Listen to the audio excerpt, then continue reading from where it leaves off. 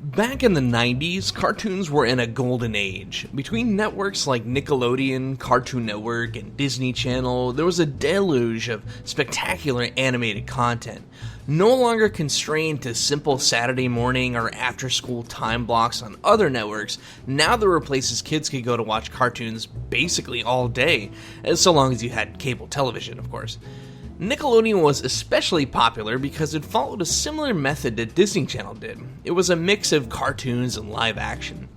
Granted, not all the live action shows were home runs, but the ones that were, shows like All That, Salute Your Shorts, Are You Afraid of the Dark, Legends of the Hidden Temple, Kenan and Kel, and Nick Arcade were especially significant.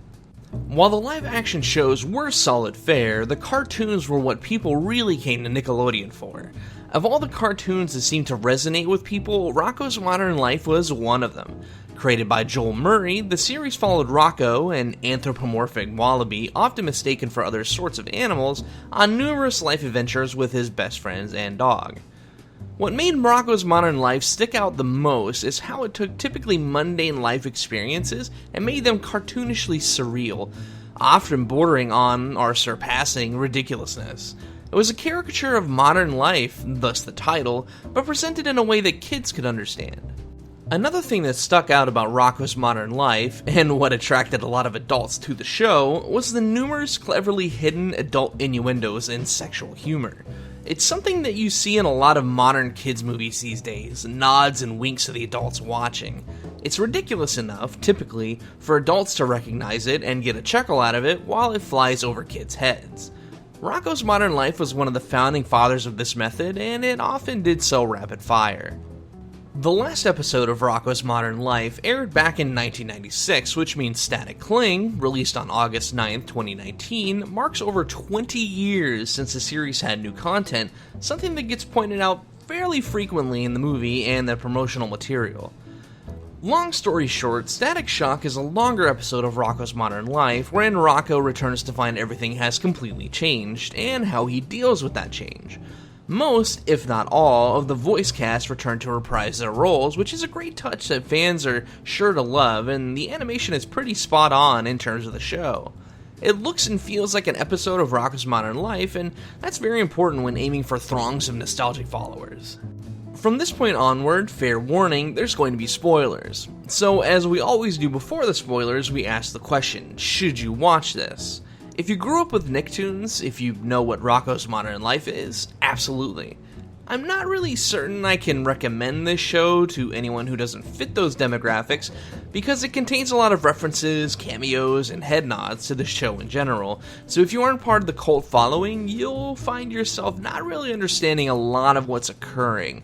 While it's true that you can walk into it not knowing what's going on, you probably won't enjoy it half as much as if you did.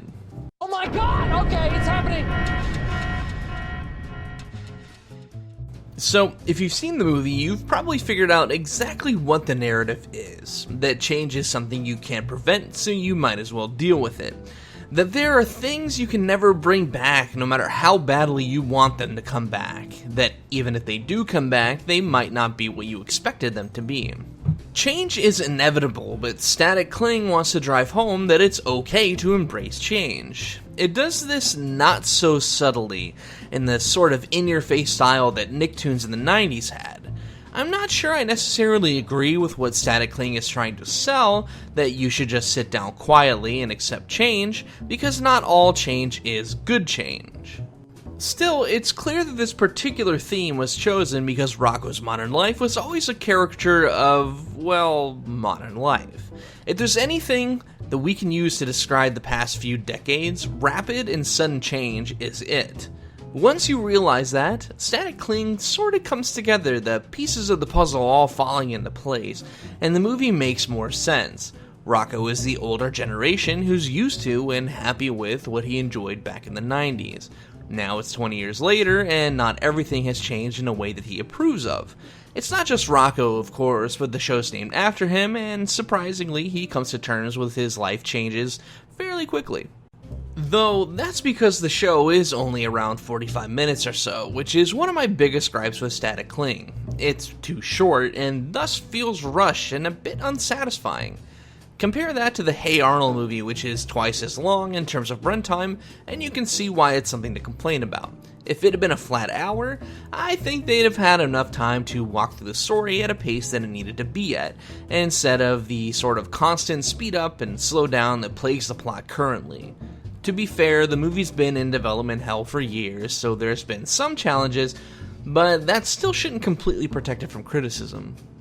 Besides those two things, the not-so-subtle, overarching, and somewhat predictable narrative, as well as the short length and inconsistent pacing, Static Cling isn't really that bad. It's a nice return to form, it's faithful to the source material in art, story, sound, music, and voice acting. As I said before, it's basically a slightly longer episode of Rocko's Modern Life, and I hope they do more in the future. Do I see it happening? Probably not. Again, as said earlier, lots of kids shows and movies today do what Rocko did back in the 90s, so the niche that Rocko created and long since vacated has been filled beyond capacity. Before I wrap things up here, I wanted to address the elephant in the room. That being specifically that a lot of people are applauding Static Cling for its representation of the LGBT community, that the movie does a lot with it, that it's a huge deal. I'd heard about it going in, but having watched it myself, I can safely say that not only is it not a huge deal, it's not even forced. Considering the theme of change in modern times, it makes sense to me that that sort of thing would inevitably get some sort of screen time.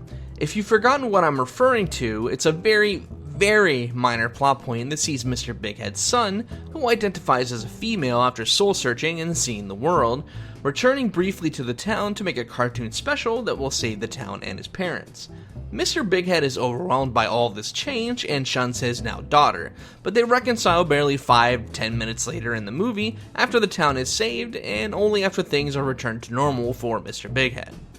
Not only is this a minor thing and fits the narrative of the story, I don't even really feel like it's worth pointing out at all. Yet many reviews I see applaud it and exaggerate it when it's little more than a tiny plot point. I just feel, as someone who likes to take reviewing things very seriously, that shining such a light is disingenuous and does more harm than good to the LGBT community. And, if I may be so bold, I feel like it's being done to bring more attention to the special than it actually deserves. That's just a hypothesis, of course, with no irrefutable evidence to back it up, but I don't think that so many reviews pointing it out is a coincidence. At any rate, thanks for hanging out today. If you enjoyed the content, you know what to do. See you next time.